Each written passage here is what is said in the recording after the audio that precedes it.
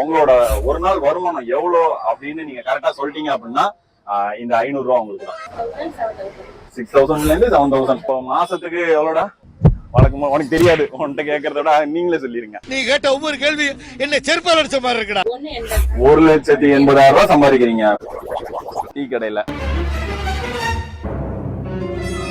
படிச்சுட்டு வேலை இல்லாம இருக்கிற பசங்களா இப்படி ஒரு தொழில் இருக்குன்றது தெரிஞ்சுக்கோங்க. என்ன படிச்சிருக்கீங்க? பிசியோதெரபியா? வச்சாடா ஆப்பு. நீங்க பிசியோதெரபி வேலைக்கு போயிருந்தா கூட இவ்வளவு சம்பாதிச்சிருக்க மாட்டீங்கன்னு நினைக்கிறேன். அதுவும் பண்றீங்க. அப்ப அக்காவோட வருமானம் வந்து ஒரு 5 லட்சம். நம்பிக்கை தான் வாழ்க்கை, வாழ்க்கை தான் நம்பிக்கை அப்படின்னு வச்சுக்கலாமா?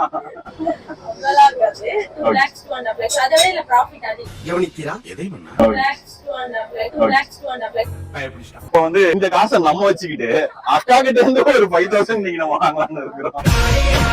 விளையாட்டுக்கு தான் சொன்னேன்.